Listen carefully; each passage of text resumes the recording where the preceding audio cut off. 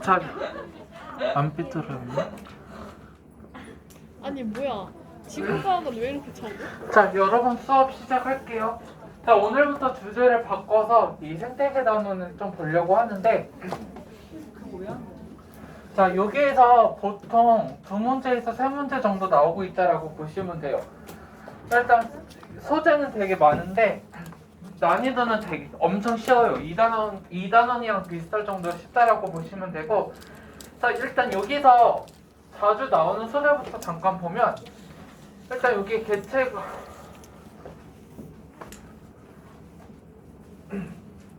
일단 여기 이 개체군에서 일단 상호작용,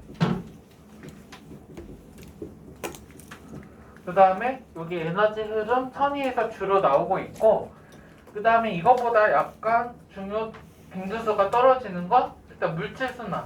근데 물질순환이 나오면 대부분 질소순환을 다루고 있다라고 보시면 되고, 그 다음에 이 생태계 다양성. 작년까지만 해도 EBS에서 이 생태계 다양성을 엄청 강조했었는데, 올해는 좀 강조하는 추세가 약해졌다라고 보시면 돼요. 자, 일단 이렇게 중점적으로 봐주시면 되고, 그러면 이 생태계에서 어떤 게 나오는지부터 다시 볼게요. 자, 생태계다라고 하는 게 뭐예요? 자, 여기서 이 계다라고 하는 거는 뭐를 번역한 거냐면 시스템을 번역을 한 거예요. 자, 근데 이 시스템이다라고 하려면 두 가지 전제 조건이 있어야 돼요. 첫 번째가 구성 요소들이, 그 전체를 구성하고 있는 구성 요소들이 있어야 돼요. 그 다음에 두 번째는 이 전체를 구성하고 있는 구성 요소들이 서로 상호작용을 해야 돼요. 자, 상호작용이 뭐예요? 네, 서로 영향을 주고받는 거. 자, 혹시 우리 화학에서 열린 게 닫힌 게 처음 들어보시는, 죄송해요. 자, 그래서 이 생태계다라고 하는 거는 그 일정한 공간에 살고 있는 생물들이 모인 거다라고 보시면 돼요. 이런 거. 그래서 이 생태계를 구성하고 있는 요소들을 보면 크게 두 가지로 나눌 수가 있더라. 첫 번째는 비생물적 요인, 생물이 아닌 거. 그 다음에 두 번째는 생물. 그리고 여기서 생물이 아닌 거, 결국엔 누구를 말하는 거냐면 환경이다라고 보시면 돼요. 그리고 우리가 이 생물적 요인에서 두 가지를 봐야 되는데, 첫 번째는 얘네들의 구성 20세기 사람이다. 구성 단계.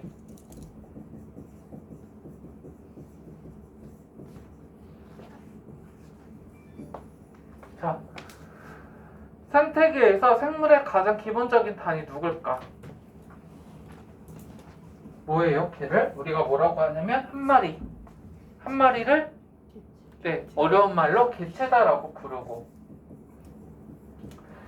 이 똑같은 개체들이 모여서 뭐를 만드냐면 개체군을 만들어요. 군은 무리라는 뜻.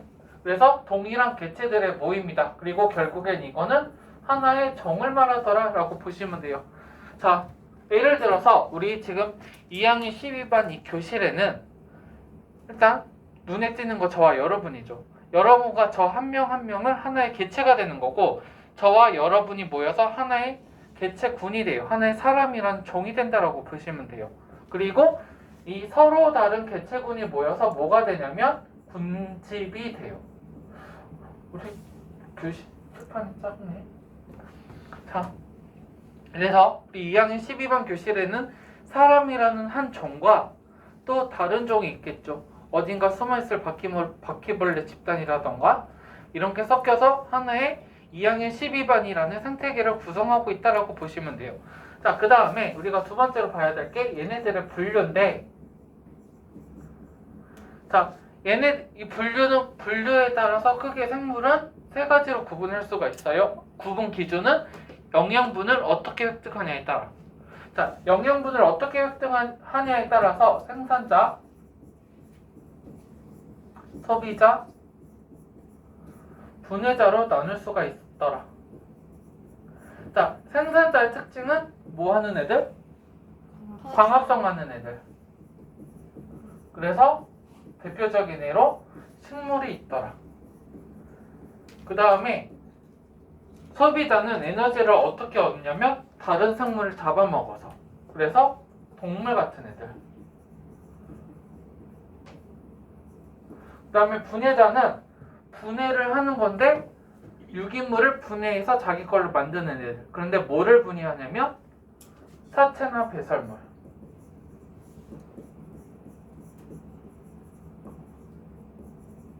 이거를 분해하는 애들이고 여기에 누가 포함이 되냐면 버섯, 곰팡이,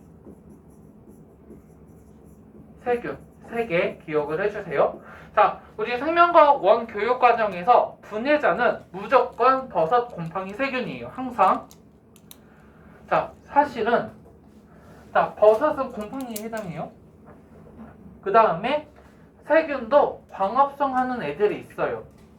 그런데 생명과학 원에서 세균은 광합성을 하든 안 하든 상관없이 다 분해자로 봐요. 따지지 마세요. 세균의 광합성 어떻게 하는지 궁금하면 생명과학 2 들으세요. 그럼 내가 이거 왜 들었을까라는 이런 말 하면 안 돼요. 어쨌든 이 3개 분해자 이 3개 기억해 주시고 무조건 얘네는 누구든 상관없이 다 분해자. 자, 그 다음에 여기까지가 우리 통합과학 시간에 배웠던 내용. 그래서 좀 빨리 나갔어요. 다 알고 계시. 작년 이맘때쯤 했는데 지금 1학년 애들이 이거 나가고 있는데. 자, 작년 기억나시죠? 그렇죠? 자, 그 다음에 우리 생명과학 원이니까 여기에다가 단어 하나만 더 추가를 할게요. 자, 생산자는 에너지를 스스로 만드는 애들이죠. 그래서 얘를 뭐라고 하냐면 독립 영양 생물이다 라고 이야기를 해요. 에너지를 스스로 만들 수 있는 애들. 자, 그 다음에 소비자와 분해자는 얘네들이 스스로 에너지를 못 만들죠. 얘네들이 에너지를 얻으려면 누군가가 필요하죠. 그래서 얘네 둘을 뭐라고 분류를 하냐면 종속 영양 생물이다 라고 이야기를 해요. 자, 그 다음에 아까 제가 생태계는 구성 요소들이 서로 상호작용하는 거다라고 이야기를 했어요. 그러면 생물끼리, 생산자, 소비자, 분해자끼리 서로 상호작용을 하기도 하지만 환경과 생물이 서로 상호작용할 수도 있겠죠. 자, 환경이 생물에게 영향을 주는 걸 작용이다라고 부르고 반대로 생물이 환경에게 영향을 주는 걸 반작용이다라고 이야기를 해요. 자, 이 문제에서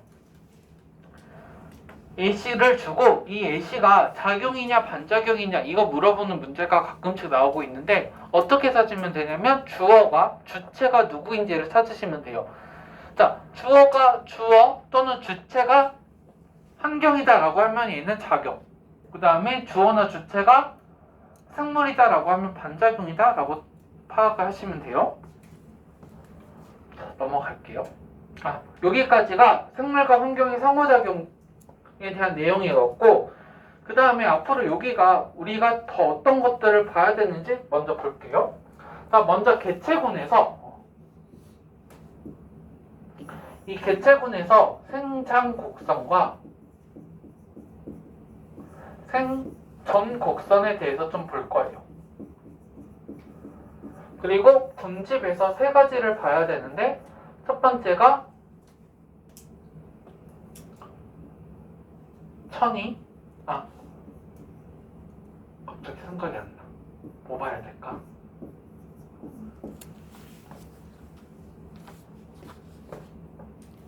죄송해요. 천이 왜 갑자기 죄송해요. 왜 갑자기 기억이 안 나지? 천이 개체군과 상호작용. 죄송해요. 개체군과 상호작용. 긴장했네. 영상 찍어서. 영상이 뭐라고? 그 다음에 3번째가 생물 다양성. 제가 무대 공포증이 있어서. 그 다음에 환경에서 두 가지를 봐야 돼요. 먼저 에너지 흐름과 그 다음에 물질 순환. 그리고 제가 아까 앞에서 말했듯이 일단 우리가 기억을 해야 될 거는 천이 개체 분간 상호작용. 그리고 이 에너지 흐름. 주로 여기에서 문제가 나오고 있다라고 보시면 되고, 그 다음에 빈도는 좀 떨어지는 거. 이 생물 다양성과 물질 순환, 특히 질소 순환. 이거를 좀 더 신경 써서 봐주시면 돼요. 자, 그러면 먼저 개체군의 특성, 생장 곡선과 생존 곡선에 대해서 좀 볼게요. 자, 먼저 이 개체군의 생존 곡선부터 볼게요. 자, 이 개체군의 생존 곡선은 뭐냐면 동일 시기에 태어난 개체들 중에서 일정 시간 후에 살아남은 개체의 수를 나타낸 게 생존 곡선이다라고 보시면 돼요. 자, 그러면 상대 연령이 0이다라고 하는 거 이때 태어난 애들. 똑같이 한 100마리가 태어나면 다 100마리부터 시작해요. 그러면 크게 곡선이 1형, 2형, 3형으로 나눌 수가 있는데 1형의 특징을 보면 아기 때 잘 안 죽어요. 그리고 뒤로 갈수록 잘 죽는 거. 그 다음에 2형은 사망률이 나이에 상관없이 똑같은 애들. 그 다음에 3형은 어릴 때 엄청 죽고 나중에 안 죽는 애들. 이렇게 생물을 세 가지 유형으로 나눌 수가 있고, 자, 얘를 지금은 생존 곡선이잖아요. 생존한 개체수를 나타낸 건데 이거를 사망률로 나타내면 이렇게 바뀌어요. 자, 어렸을 때 잘 안 죽고 나이 들 때 많이 죽는 애가 1형. 그 다음에 사망률이 한결같이 똑같은 애가 2형. 어렸을 때 많이 죽고 나중에 안 죽는 애가 3형. 자, 그래서 표를 정리하면 1형부터 3형을 이렇게 정리할 수가 있는데 1형의 특징을 보면 초기 사망률이 되게 낮아요. 그리고 2형은 사망률이 일정하고 3형일 땐 많이 죽는 거. 자, 그런데 1형에서 나타나는 특성은 또 뭐냐면 태어난 자선수가 되게 적어요. 얼마 안 태어났는데 얘네들이 안 죽고 성인이 되더라라고 보시면 돼요. 자, 그러면 이거는 어떻게 하면 가능해질까? 얼마 태어나지도 않는데 얘가 오래 살아. 이 말은 얘는 부모가 양육을 한다라는 게 특성이에요. 그리고 자손을 돌보는 이러한 동물들에는 이 사람이나 코끼리 같이 큰 애들, 대형 포유류 이런 애들이 1형에 해당한다라고 보시면 돼요. 그 다음에 2형은 사망률이 똑같은 애들, 주로 작은 애들. 그 다음에 3형은 많이 죽는 거. 일단 알을 한 수백 개 낳는데 그 중에서 완전 성체가 되는 건 한두 마리 불과한 애들. 주로 물고기, 바다 거북이, 바다에서 사는 애들. 이런 게 3형이다라고 보시면 돼요. 그 다음에 여담인데 제가 올해 졸업한 애들 제가 고2랑 고3 다 들어갔었거든요. 불쌍하게. 자, 근데 제가 고2 때 지금 졸업한 애들한테 수업할 때 내가 이거 나오면 내가 손에 장을 지지겠다 그거 했는데 말을 미리 하길 잘했어. 이게 지금까지 평가원에서 한 번도 안 나왔다가 이번에 9월에 처음 나왔어요. 저는 그래서 앞으로 한 올해나 내년쯤에 이거랑 관련된 소재가 나올 것 같아서 지금 말씀을 드린 거고, 제가 이게 왜 안 나올 거라고 생각을 했냐면 우리 수능 출제하는 교수님 중에 되게 자주 가시는 분이 있어요. 우리나라에서 열리는 모든 생물 문제에 생물과 관련된 모든 문제를 출제하시는 분이 계세요. 보통 크게 네 가지 정도 있거든요. 거기에 무조건 2개 이상은 들어가세요. 그래서 수능도 1년에 한 번씩 들어가시는 분이 계신데 그분 전공이 생태거든요. 근데 그분이 가장 싫어하는 그래프가 이거예요. 그래서 전 당연히 안 나올 거다라고 생각을 했는데 그 교수님이 이걸 왜 싫어하냐면 자, 제가 아까 1형은 주로 대형 포류류다 이런 식으로 말을 했는데 사실은 이거 일반화를 못 시켜요. 종마다 다 달라요. 경향성이 없어요. 자, 그래프다라고 하는 거는 특징이 경향성이에요. 핵심이. 근데 얘는 경향성이 없어요. 종마다 다 달라요. 그리고 두 번째는 더 큰 이유는 자, 생물은 환경에 영향을 많이 받죠. 그래서 사람이다라고 하더라도 주어진 환경에 따라서 1년부터 3년까지 왔다 갔다 거려요. 환경에 영향을 많이 받아서 잘 안 나와요. 그래서 앞으로 안 나올 거라고 생각했는데 이상하게 9월에 나왔어요. 어쨌든. 근데 이것보다 더 중요한 건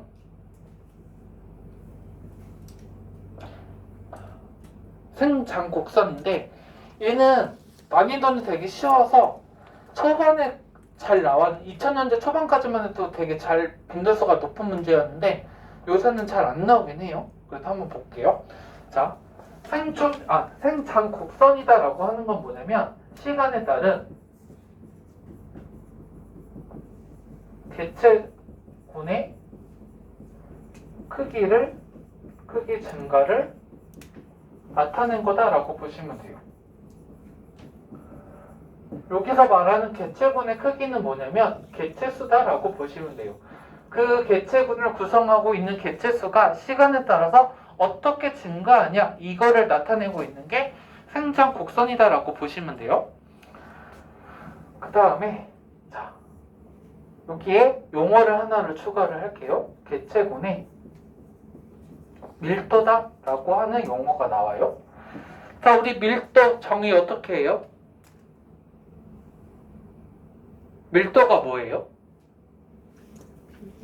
부피분의 질량, 물리에서 말하는 거 얼마나 빽빽하게 있냐.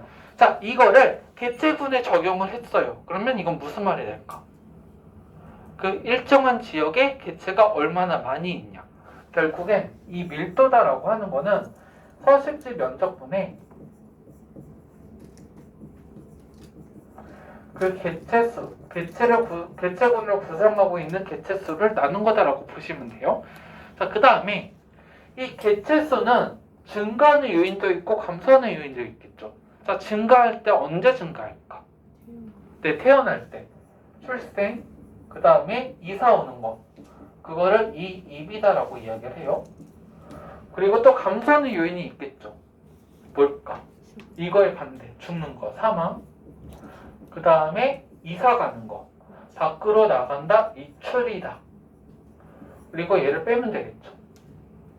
이렇게 해서 구하시면 되고 많이 힘들죠. 많이 잘 잤다. 그 다음에 이 얘네들의 개체군의 크기가 어떻게 증가하냐에 따라서 두 가지 유형으로 나눌 수가 있는데 어떻게 나눌 수가 있냐면 이론적 생장 곡선과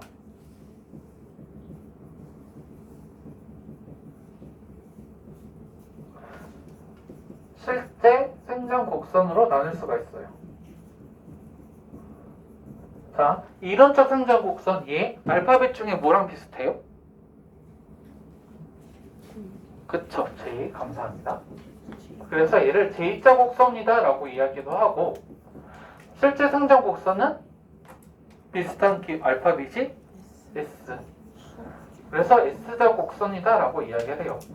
그 다음에 대학 가면 얘를 로지스트 생장 곡선이다라는 이상한 이름으로 불러요. 근데 그거 신경 안 쓰셔도 되고. 자, 그러면 이 이론적 생장 곡선과 실제 생장 곡선을 나누는 기준은 뭐냐면 환경 저항의 유무인데 이론적 생장 곡선은 이 환경 저항이 없을 때 그리고 실제 생장 곡선은 환경 저항이 있을 때 나타나는 그래프다라고 이야기를 해요. 자, 그러면 여기서 말하는 환경 저항이 뭔지에 대해서 좀 볼게요. 자, 저항이다라고 하는 거는 반대하는 거죠. 뭐를 반대할까? 개체군의 크기 증가를 반대하는 거. 이 말은 개체군의 크기 증가를 억제하는 모든 요인이다라고 보시면 돼요. 먹이의 양이라던가 아니면 서식지 공간이라던가 아니면 서로 싸우는 거 이러면서 개체군의 크기가 증가하는 거를 방해하는 모든 요인을 통칭해서 환경 저항이다라고 부른다라고 보시면 돼요. 자, 무슨 말이냐면 히터 꺼도 될까요? 자, 예를 들어서 우리 2학년 12번 교실에 누군가 치킨을 무제한으로 공급한다라고 할게요. 여러분들 곱창 좋아한다며. 곱창이랑 돼지곱대기를 좋아한다는 소리를 들어. 신기하네. 전 그거 대학 가서 처음 먹어봤는데. 맛있는 비싸서. 자, 어쨌든. 자, 그러면 일단 여러분은 치킨을 즐기겠죠. 그리고 여러분은 친절하니까 여러분의 친구와 가족한테도 이 사실을 말하겠죠. 치킨을 2학년 12반에 오면 공짜로 줄게. 그러면 2학년 12반은 이 공간에 사람이 계속 들어오겠죠. 개체 수가 계속 증가하는 거죠. 자, 이거를 세균 입장에서 한번 봐볼게요. 자, 우리한테 치킨은 세균 입장에서 먹이가 되는 거죠. 자, 먹이가 풍부해요. 그러면 얘가 세포를 분열을 해요. 자, 세균 같은 애들은 자기가 개체 수가 증가했을 때 자기가 손해를 안 당한다라고 생각하면 분열을 해요. 그리고 내가 뭔가 손해를 볼 것 같다. 그럼 분열 안 해요. 그럼 한 번 분열하면 2마리가 되죠. 그리고 얘네들이 또 분열하면 각각 2마리가 되죠. 그러면 한 번 분열할 때마다 2배씩 커지죠. 2의 n승만큼 커지죠. 그러면 이 이론적 상장 곡선이 나와요. 지수함수예요. y는 2x인가? 그런데 일단 우리 다시 사람으로 돌아오면 일단 사람이 계속 들어오긴 하지만 이 2학년 12반이라는 이 공간은 크기가 한정이 되어 있죠. 그러면 어느 순간 못 들어오기 시작하겠죠. 그럼 개체수가 더 이상 안 늘어나겠죠. 그 다음에 이 사람이 거짓말을 했어. 사실은 100마리만 준다라고 했어요. 그러면 먹이가 치킨이 부족해지면 우리는 더 이상 이 공간에 있을 필요가 없는 거죠. 그럼 하나씩 나가거나 그대로 더 이상 유입은 안 되겠죠. 그리고 이게 더 조금씩 떨어져 가면 서로 싸우기 시작하겠죠. 동네 경쟁. 그러면 서식지 공간이라던가 먹이의 양이라던가 동네 경쟁은 개체 수가 증가하는 걸 방해하는 요인. 얘네들이 환경 저항이 된다라고 보시면 돼요.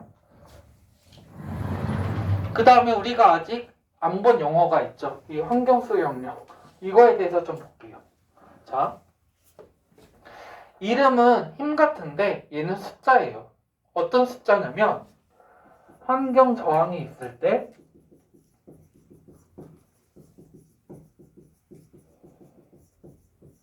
실제 성장 곡선에서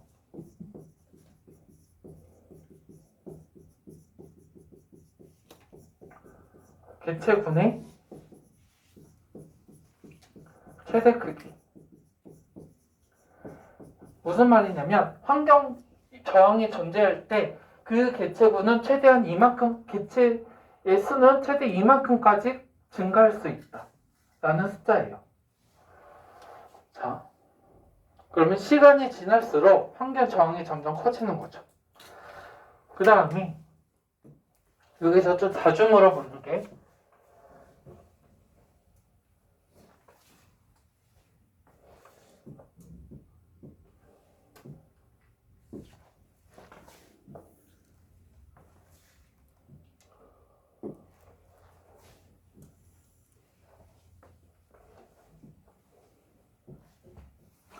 여기를 1구간, 여기를 2구간이다 라고 할게요. 자, 1구간과 2구간 중에 개체 수의 증가 속도가 빠른 구간은 1구간. 미분하면 돼요. 기울기가 클수록 증가 속도가 빠른 거. 이 말은 시간이 지날수록 환경 저항이 커지니까 개체 수의 증가 속도가 줄어들었다. 이거랑 같은 말이다라고 보시면 돼요. 자, 그러면 우리 부교재에 있는 문제 한번 풀어볼게요.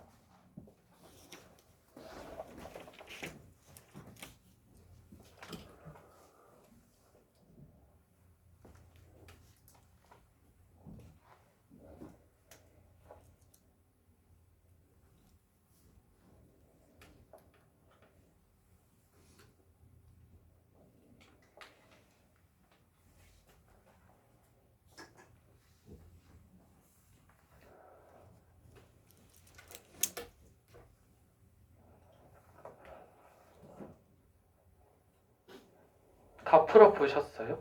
쉽죠? 한번 볼게요. 자, 그리고 어떤 개체군의 생장 곡선은 A와 B다. A와 B는 실제 생장 곡선과 이론적 생장 곡선이다. 그러면 이 A가 이론적 생장 곡선이 되고 B가 실제 생장 곡선이 되고, 그럼 보기 기억. A는 이론적 생장 곡선이다라고 했으니까 맞고. 그냥 니은 볼게요. 자, B에서 실제 생장 곡선에서 개체수의 증가 속도는 구간 2와 1 중에 누가 더 클 거냐면 1에서 더 크겠죠. 초기일수록 증가 속도가 빠르다. 그런데 보기에서는 구간 2가 더 크다 그랬으니까 틀린 거. 그럼 디귿 볼게요. 자, B에서 종래 경쟁이다라고 했어요. 이 종래 경쟁이 환경 저항이다라고 보시면 되고, 이 환경 저항은 시간이 지날수록 커지더라. 오른쪽으로 갈수록 커진다. 자, 구간 3과 1 중에 누가 클 거냐면 3에서 더 크겠죠. 그래서 구간 3이 더 크다라고 했으니까 디귿이 맞다. 그래서 답은 3번이다. 자, 이거 10초면 이제 풀겠죠. 넘어갈게요. 자, 그 다음에 두 번째 내용, 개체군 상호작용에 대해서 좀 볼게요. 자, 이 개체군 상호작용은 두 가지가 있어요. 뭐가 있냐면 개체군 내 상호작용과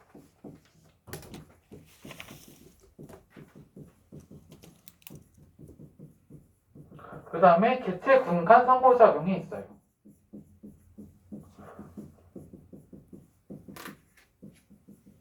그리고 얘를 다른 말로 군집 내 상호작용이다 라고 불러요.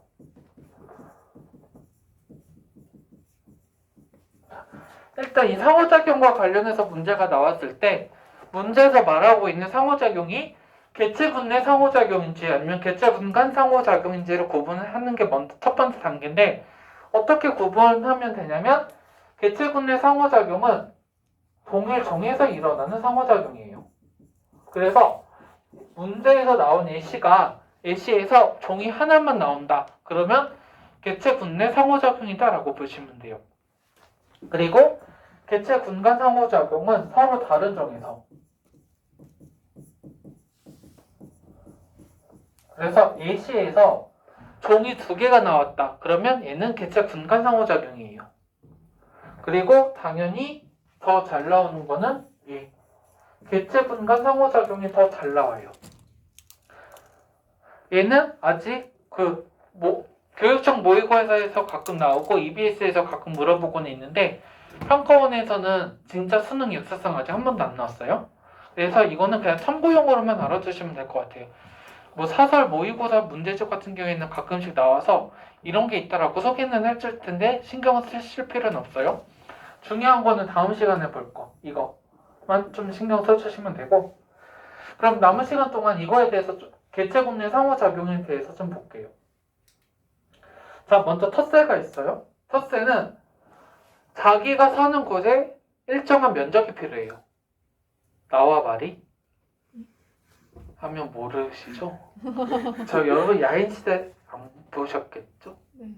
그 태어나기 전인가? 언젠데요? 저 중학교 때. 자, 어쨌든 이거는 뭐냐? 그래서 그 세력권이 자기가 살기 위한 일정 면적을 세력권이다라고 하는데, 만약에 이 은어가 이 언어의 세력권에 들어가면 서로 싸워요. 나가라고. 자, 이거 무슨 상황이냐면 내가 내 집에서 쉬고 있는데 갑자기 이상한 사람이 내 집이다 하고 들어온 거예요. 그럼 난 싸웠겠죠. 그거랑 똑같은 거다라고 보시면 돼요.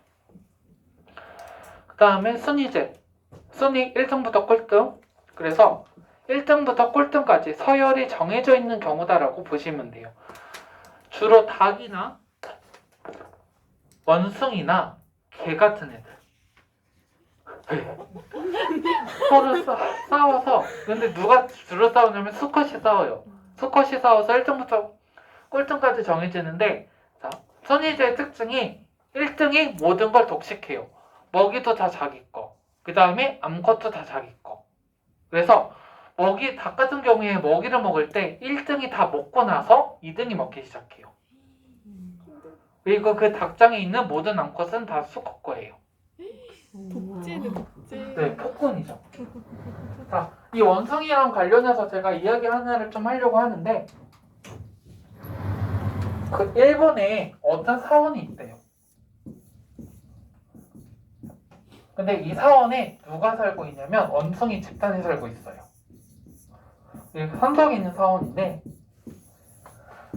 이 사원 밖에 원숭이 무리가 하나가 또 있어요. 같은 원숭이에요. 근데 얘네들은 주로 늙은 수컷이에요. 얘가 그리고 여기 사원에서 원숭이를 기르기 때문에 따뜻한 집과 먹이가 무한정으로 공급이 돼요. 그래서 유토피아, 원숭이들의 유토피아. 근데 만약에 이 사원 밖에 살고 있는 원숭이가 배고파서 이 사원 안으로 들어가면 죽어요? 이 원숭이들이 돌을 던져서 얘를 쫓아내요. 그러면 얘는 어떻게 먹고 사냐면 여행객이 지나갈 때 먹이 달라고 구걸하고 살아가요. 그럼 얘네들이 왜 이런 삶을 사는지에 대해서 좀 말을 하려고 그래요. 자, 아까 말했듯이 원숭이 순위제예요. 1등부터 꼴등. 1등이 왕이죠. 그러면 2등은 여친을 뺏기는 거죠. 그러면 어떻게 할까? 복수해. 네, 복수하려고 힘을 기르기 시작해요. 그러면 열심히 운동을 해서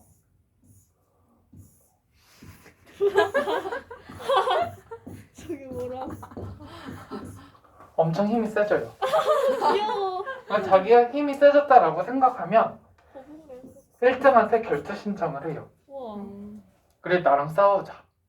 근데 진짜 뭐 우리 사람처럼 뭐 결투장을 주는 건 아니고 잘 때 툭툭 쳐요. 서로 싸워. 근데 1등이 계속 막 이러다 보니까 금방 노쇠하고 그러거든요. 그래서 싸웠는데 2등이 이겼어. 그러면 얘가 새로운 왕이 돼요. 1등 원래 1등 어떻게 돼요? 그럼 그 1등이 일로 가요. 맨 끝으로? 네. 어. 그러면 근데 다른 원숭이 무리 입장에서는 얘는 폭군이었죠. 다시는 보기 싫죠. 그래서 오면 돌로 추천해요. 근데 이게 반복이 돼요. 2등이 1등이 되는 순간 자기 여자친구뿐만 아니라 이 무리에 있는 여자가 다 자기 거야. 그럼 또 이런 일이 계속해서 반복이 돼요. 그래서 나중에 1등에서 무리에서 쫓겨난 늙은 수컷들이 같이 모여서 서글프게 살아요. 이게 원숭이 일생인데, 자, 우리가 여기서 알 수 있는 교훈은 힘이 생겼을 때 힘 갖고 장난치면 이렇게 된다. 네, 너무 권력에 취하면 안 되고 힘이 있다고 너무 그 힘에 취해서 살지 말라 라는 이야기. 물론 저는 앞으로도 힘이 없을 예정이라 상관없는데 자, 넘어갈게요. 자, 그 다음에 또 리더제가 있어요. 리더제는 순위제랑 똑같이 1등이 있는데 순위제에서는 1등이 모든 걸 독식했죠. 순위제에서는 독식이 아니에요. 통솔이에요. 지도하는 거예요. 그 무리를 이끌어가요. 1등이. 그래서 늑대나 여기 오리 같은 애들. 여기서 리더는 누구냐면 맨 뒤에. 맨 앞에 있는 애. 약간 반대일 줄 알았는데. 뭔가 뒤에서 봐줄 수도 있잖아. 아니 앞에가 제일 힘들어. 네, 앞에 제일 힘들어요. 앞에 모든 공기저항을 다 받아요. 자, 이런 게 리더. 뒤에서 구경만 하고 있으면 힘들죠. 자, 이런 거. 그 다음에 사회생활 하는 애들, 계급이 있는 애들, 주로 벌이나 개미 같은 애들, 계급사회. 그 다음에 일이 분업화되어 있어요. 이게 특징이고, 그 다음에 벌에서 날개가 없어지면 개미다라는 이야기를 해요. 사촌관계예요, 서로. 그래서 역할이 되게 비슷해요. 생활 패턴이 되게 비슷하다라는 게 특징이고, 다른 반에서는 이야기 안 했는데 넘어가야겠다. 시간이 다 돼서. 말벌과 꿀벌 차이. 침. 자, 꿀벌은 일단 얘는 암컷 사회예요. 다 일하는 건 다 암컷이에요. 수컷은 봄에 딱 한 번만 등장해요. 그리고 꿀벌은 자기 수란관이 자궁이 침으로 변한 거. 그래서 꿀벌이 침을 쏘는 순간 얘는 죽는 거예요. 그래서 꿀벌은 웬만하면 침을 안 써요. 진짜 그 무리에 이에 위협을 가하는 존재가 아닌 이상 안 써요. 왜 침을 안 써요? 왜 그러냐면 침을 쓰는 순간 자기가 죽어서 내장이 다 빠져나온다 그래요. 근데 말벌은 상관없어요. 그래서 말벌이 겁대가리가 없이 계속 공격하죠. 자, 그 다음에 마지막 가족생활.